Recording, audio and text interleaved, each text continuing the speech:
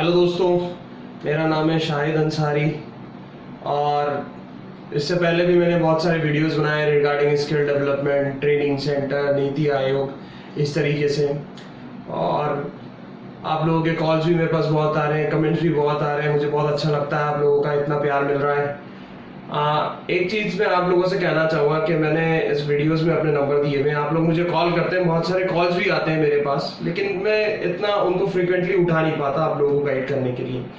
तो जनरली अगर कोई कॉल मुझे करता है तो वो प्लीज़ अर्ली मॉर्निंग बिल्कुल कॉल ना करें, क्योंकि वो मेरे लिए इम्पॉसिबल हो जाता है उठाना।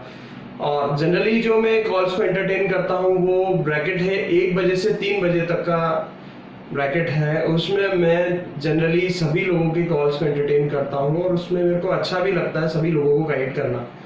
1 से 3 बजे के पहले मैं बहुत ज़्यादा बिजी होता हूँ और किसी के कॉल्स नहीं उठा पाता किसी कारणवश।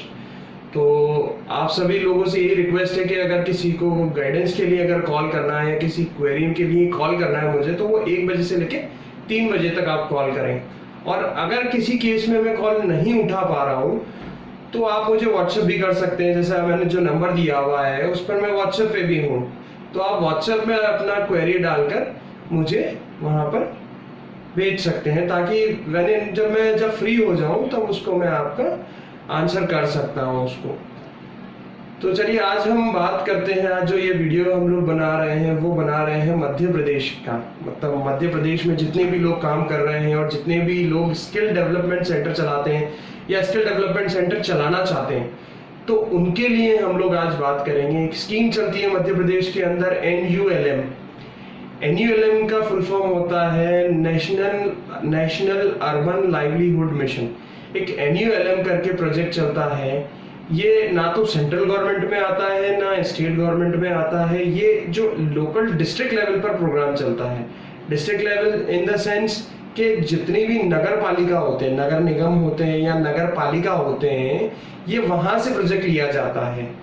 जो फंड होता है वो सेंट्रल गवर्नमेंट से आता है इसका, लेकिन ये जो ऑपरेट किया जाता है, ये जो प्रोग्राम किया जाता है वो नगर पालिका या नगर निगम के किया जाता है।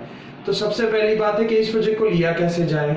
सबसे पहले जो आपके पास होना चाहिए वो एक प्रोफाइल होना चाहिए आपके पास, या तो फॉर्म रजिस्टर्ड होना चाहिए, एक सोसाइटी होनी चाहिए।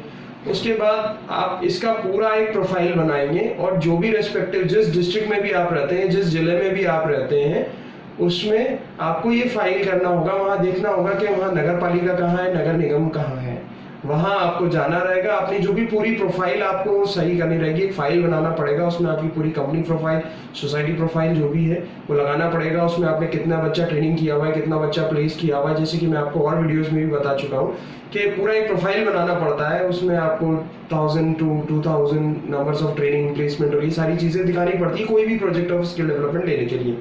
तो ये फाइल हम लोग तैयार कर लेते हैं। फाइल तैयार करने के बाद हम नगर निगम या नगर पालिका में हमें 2 जगहों से मिलना पड़ता है। वहाँ पर 2 अथॉरिटी होती है। फर्स्ट जो अथॉरिटी होती है वो होती है परियोजना अधिकारी।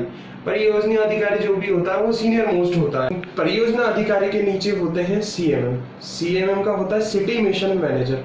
तो सिटी मिशन मैनेजर होता है, उसको आपको क्या करना होता है, फाइल सबमिट करना होता है और रिगार्डिंग NULM के बात करनी होती है कि भाई हम लोगों के पास सेंटर है, ट्रेनिंग सेंटर है और हम ये वाला कोर्स चलाना चाहते हैं। जिस कोर्स को आप CMM को प्रपोज कर रहे हैं उस कोर्स की आपके पास लैब पहले से होना चाहिए। आप उसको फाइल देते हैं। जो CMM होता है, सिटी मिशन मैनेजर होता है, वो आपका एक बार सेंटर विजिट करता है। सेंटर विजिट करने के बाद आपके पास पूरी लैब्स होनी चाहिए और जितने भी बच्चों का आप टारगेट प्रपोज कर रहे हैं CMM को, उसी जो फिगर में आपके पास फर्नीचर अवेलेबल होना चाहिए, सिटिंग कैपेसिटी होना चाहिए, क्लासेस होना चाहिए, सारी चीज़ें होना चाहिए। ट्रेनिंग सेंटर प्राइम लोकेशन पर होना चाहिए। CMM जो होता है वो सारी चीज़ें देखता है एक बार कि सारी चीज़ें अगर सही है तो वो आपकी फाइल को अप्रूव करता है। ठीक है। इसके बाद आपको क्या होता है कि कुछ टारगेट्स मिलते हैं। जैसे सपोज करते हैं हम आपको नगर निगम से स्टूडेंट को ट्रेन करने के लिए 60 का टारगेट मिला। 60 स्टूडेंट्स को आपको ट्रेन करना है।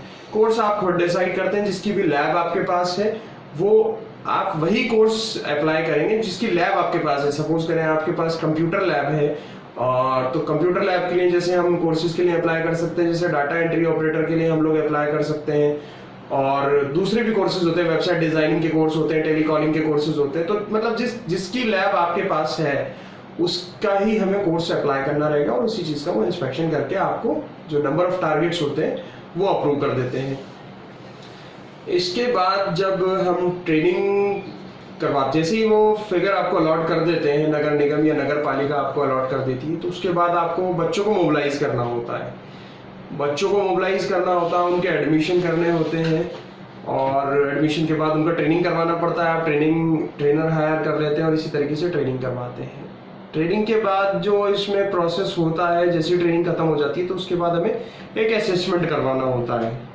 बच्चों का हम लोग असेसमेंट करवाते हैं। अब इसमें भी दो कंसेप्ट आते हैं, मैं आपको बताता हूँ। जो आपने कोर्स सिलेक्ट किया है वो MES कोर्स हो सकता है या फिर NSQF कोर्स हो सकता है। अगर MES कोर्स आप करवा रहे हैं तो आपको जो अपना असेसमेंट करवाना पड़ेगा वो DGT से करवाना पड़ेगा, यानी आपको अपना सेंटर DTC में रजिस्टर करना पड़ेगा, यानी डायरेक्ट टेस्टिंग सेंटर में। और आप NSQF लेवल के कोर्स चला रहे हैं तो आपका जो असेसमेंट करेगा वो काउंसिल करेगा, ठीक है। तो इस तरीके से आप असेसमेंट करवाएंगे और इस तरीके से नगर पालिका हो या नगर निगम से आपको इसके अंदर हम लोग जैसे ट्रेनिंग करवा लेते हैं और प्लेसमेंट करवा लेते हैं। मतलब पूरा जो प्रोसेस होता है, सबसे पहले हमें ट्रेनिंग करवाना होता है, फिर second phase assessment, third phase हमें इसमें प्लेसमेंट करवाना होता है। फंड इसी तरीके से रिलीज होता है 2020 जब आप ट्रेनिंग करवा लेंगे। जैसे ही आप ट्रेनिंग स्टार्ट करते हैं, बच्चों को पोर्टल पर रजिस्टर कर देते हैं तो 20% ऑफ टोटल प्रोजेक्ट कॉस्ट आपको मिल जाती है। जैसे ही आप असेसमेंट करवा लेते हैं तो 20% आपको फिर मिल जाता है। जैसे ही आप 50% प्लेसमेंट करवा देते हैं और रिपोर्ट कर देते हैं नगर पालिका तो 20% फंड फिर रिलीज हो जाता है। आप 70% प्लेसमेंट कर देते हैं तो फिर 20% मिल जाता है। और इसी तरीके से साल भर का अगर आप ट्रैक रिकॉर्ड सबमिट कर देते हैं आपके प्लेस्ड स्टूडेंट का, तो रिमेनिंग 20% भी आपको मिल जाता है। तो इस तरीके से ये पूरा प्रोसेस चलता है एनुअल मध्य प्रदेश का। आप सभी लोग इसमें अप्लाई करें क्योंकि अभी EOI भी निकला हुआ है और मध्य प्रदेश के अंदर सभी डिस्ट्रिक्ट में, सभी जिलों में ये चीज़ चालू है। आप अपना प्रोफाइल लेकर नगर निगम में संपर्क करें, नगर पालिका में संपर्क करें, परियोजना अधिकारी से मिलें, CMM से मिलें और इसके बारे में डिस्कस करें और वहाँ से प्रोजेक्ट लेने की कोशिश करें। इस वीडियो के रिगार्डिंग अगर आपको जानकारी चाहिए तो आप मेरे को व्हाट्सएप कर सकते हैं या मेरे नंबर पर कॉल भी कर सकते हैं। Thank you.